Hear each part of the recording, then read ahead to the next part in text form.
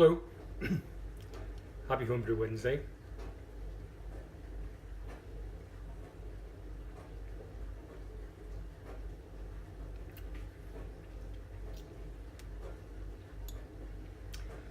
It's I'm filming this on a Sunday actually, and this is the amber ale. It's starting to clear there now, but only just. It's changing the. It's quite malty.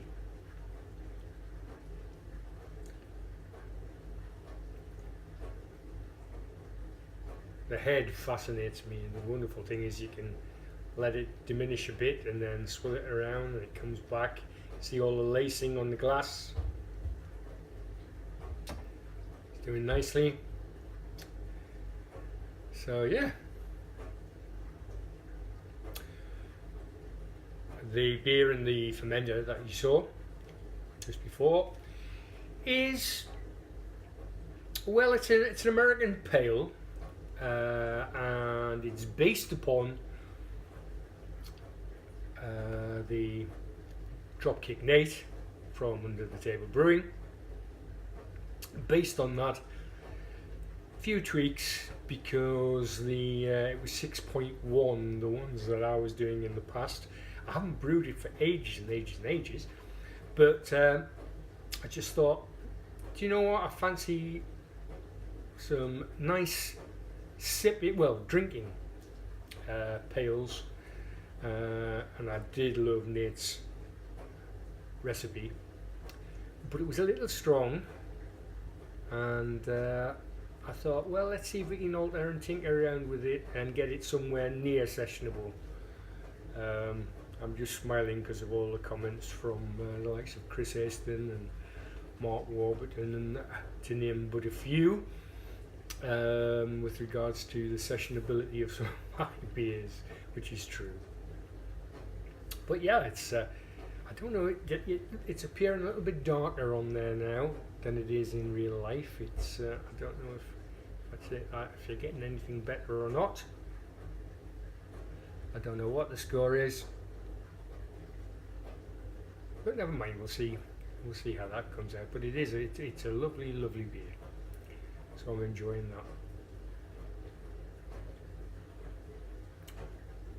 that. So back to what I was talking about. Sorry, age, senior moment. So yeah, I've got some brew footage coming up of the brew day of, well, I'm reluctant to call it a Dropkick Nate because if it's bloody awful, I don't want that to reflect upon Brad and Nate. It certainly won't. Theirs is fantastic, but my weaker version, we'll see what happens. So I went into the fermenter yesterday, and I'm using the pale ale yeast from Cross My Loof. I put 2 lots in, and I have rehydrated it before it's gone in. Now normally I don't bother doing that, but with this one, that's what it said on the tin, if you like, so I thought we'd give it a go and see how it goes. So we've got Krausen, I'm looking at it over there, we've got Krausen on it, but they're certainly not sending the old bubbles up the tube, but we'll see how it goes. Right, well, Sunday, as I say, the girls have gone out to Newcastle, do a bit of shopping. Dad's going to make the Sunday dinner for about 5 this evening. I think, what time is it now? Oh, got plenty of time. It's only 12:25. So a couple of these, I think, and I might do some of the prep for dinner beforehand, so that I can sit down and watch the England rugby match today. Well, I hope you enjoy what comes up. I hope it's not too boring following on, and we'll see you next week. Take care.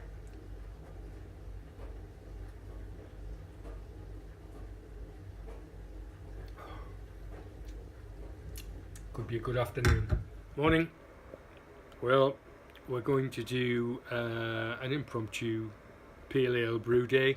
I'm going to base it on the DKN Dropkick Nate from Nathan over at Under the Table Brewing. I used to make this pretty regularly, but I haven't made it for ages now, and I've got a number of dark beers on. So what we're going to do today is we're going to make this pale ale, as I say, based on the Dropkick Nate, but we're having to make a few changes. I've suddenly found I thought I had some Munich malt, I don't, so I'm going to use some caramel malt, Caramunch, and adjust for that and see how we go from there. I'm also going to drop it down because normally I seem to get it around about the 6% mark, and I did say that really I'm going to have to start dropping it down a bit. So I'm going to try and get it down to around the 4 mark, and we'll see how we do from there. So we're in there, that's smashed in. I had about 10 litres of water in there at about 79.8 degrees, in fact exactly 79.8 degrees, and then with the amount of grain that's gone in, which isn't a massive amount, as you can see, I still got quite a bit of room in there, which is a lot lower than I normally have, because my estimated ABV on this is going to be about 4.5 when I put it through the system, so that's not bad.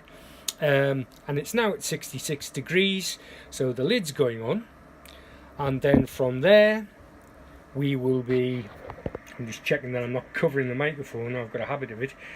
From there we will be going on to mash for an hour. It's an infusion mash, all in one process, one step.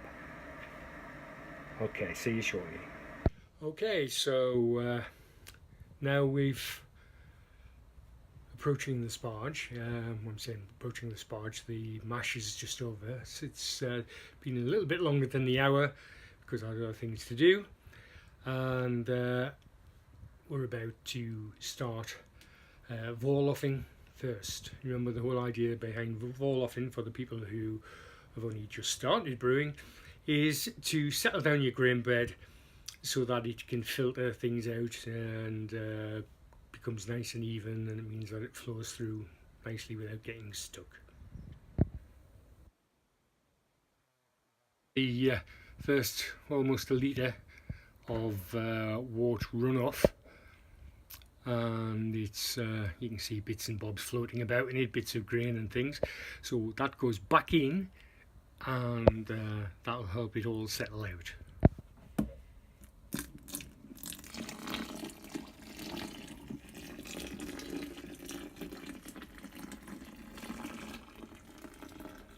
Now you might be thinking, isn't that going to disturb it putting it back in? It shouldn't, but what I do next is I then put the foil over the top, and that minimises the impact of it going in and helps later on when we're pouring the hot water through. So lots of people have very efficient ways of doing this. Mine looks particularly inefficient, but it works marvellously well for these size of batches. I'll finish poking holes in here, and it's quite it's quite therapeutic actually, and then I'll come back to you. Vorloffing, as I said, this bit here lets the wort go through, and it doesn't disturb the grain bed there now. Nice colour.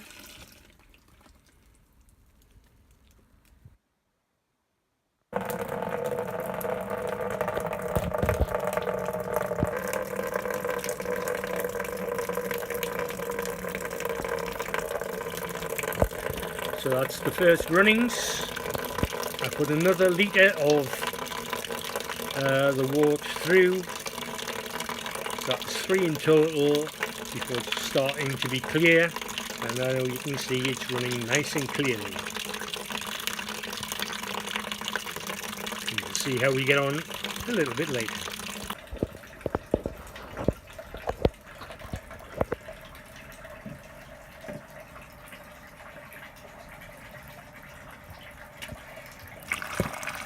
So I'm adding the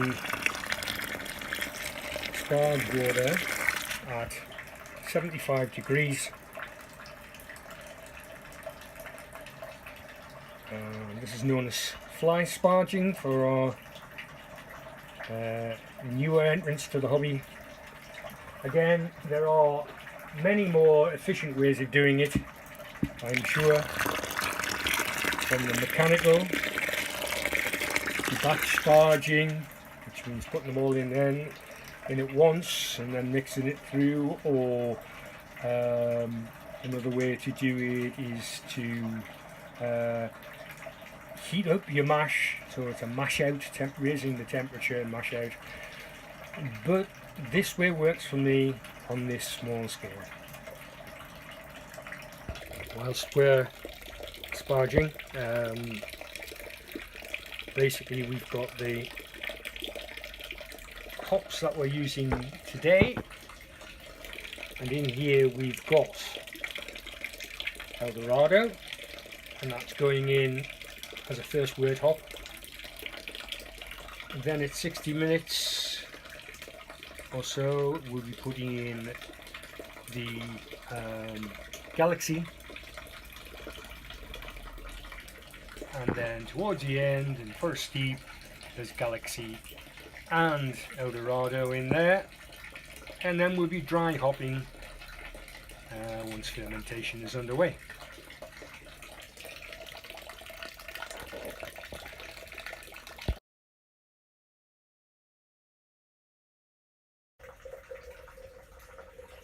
Okay, so we've got the first lot of hops going in. It's the first wort hopping, so obviously before the rest of the wort goes in.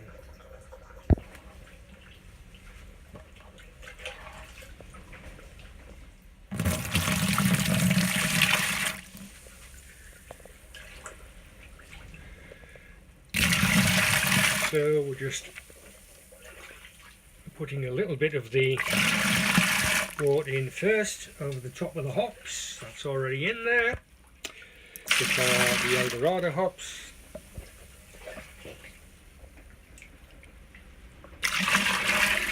Just to get them going. And the pre-boil gravity is 1041. So 27 litres at 1041 pre-boil, and we're now just waiting for it to get up to the boil. Hopefully it shouldn't take too long to get up to the boil, because it's already at about 50 odd degrees. And I have a nice little beer de Noël from the Brewery of Alsace, and yeah, it's about 5.8. And then there's a Grande Bière d'Alsace, which I'm going to have a little bit later. They're only 25 centilitres, so very nice. As they say in France, à votre santé. And yeah, very nice.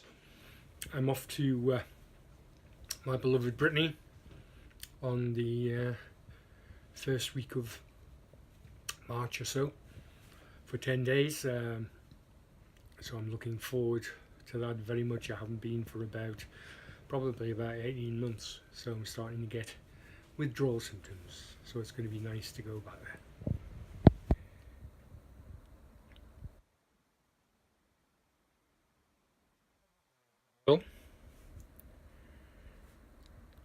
On the modified Dropkick Nate DKN, I can't really claim anything towards this, because as I said, this came from Under the Table Brewing, which was a fantastic beer and my go-to beer. I've had to fiddle around with it today, as I said earlier on at the beginning, because I just didn't have all of the correct grains, etc. But it won't be far off, and I'm sure it'll be absolutely fantastic. And it's a nod to those Under the Table guys, Nate and Elder or fresh pea and elder pea, Nate and Brad.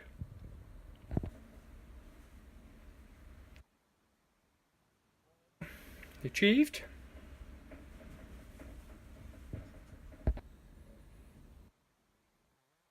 About 15 minutes left of the boil. No more hops added at this moment in time. All the hops in this one are late additions, with the exception of the first one prior to the boil. And there's a protoflock going in. Protoflock, for those of you who are new to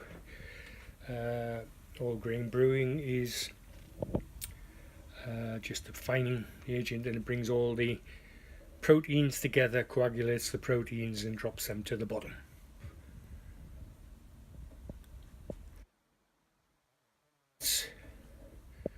For the next hop addition. 5 minutes left in the boil, and we've got Galaxy going in. Now, some of you know that quite often I use a hop spider, but obviously I don't need that in here currently with the with pellets. Oh, getting all steamed up. There's not a problem with the pellets, it's just normally when I'm using leaf. So last 5 minutes of the boil, that was the Galaxy going in.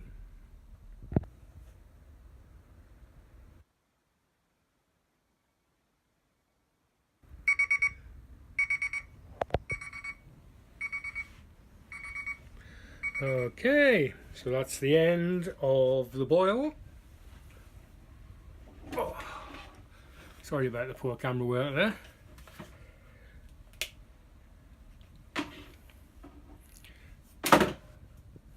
Let's flame out.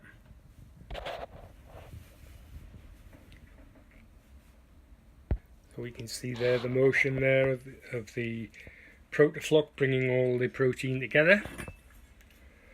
So I'm going to start and whirlpool it round there now. The whole idea being that it collects everything in the centre as it started to shoot this bit, and the phone went. So yeah, so we're whirlpooling, and as I say, the whole idea is so that it'll sweep everything into the centre as it settles down. And whilst we're doing that, we're also going to do a 20-minute steep. Now into there was Galaxy and Eldorado, nice pea soup. The smell when that went in was absolutely tremendous. I'm looking forward to this because, as I say, most of my beers are about 6 point something, if not more, and this is promising to be, or we're hoping it was going to be, about 4.5. So we'll see what happens once we get there. I'll give 20 minutes or so of the steep before putting it into the cube. No chill cube. I know some people say, you know, you're not worried that the fact that it doesn't get cold quick enough with the no chill, etc. But I've never had an issue. I haven't had any extra bitterness at all, and it works for me. I know some people don't like it. It doesn't work for them, or whatever. Well, that's fine. To each his own. So here we go. Let's just get it moved over a little bit.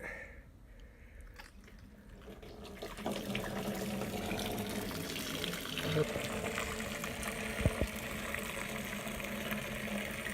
can see the heat coming off that.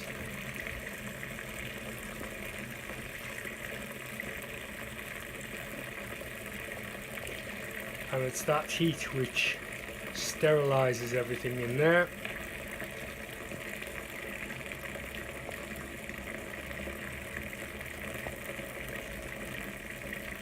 have to make sure that it's food grade plastic and that it doesn't leach anything out, which I know for a fact this doesn't.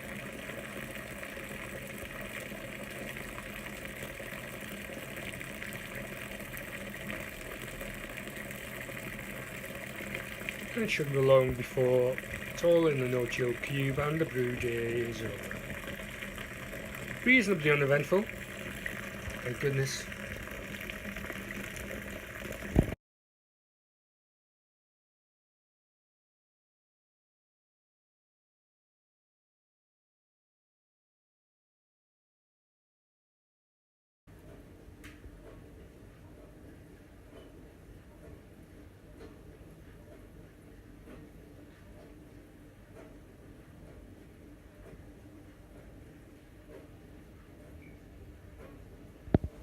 Beer belly blues, what color are my new shoes? 'Cause my feet and belt buckle are things I rarely see.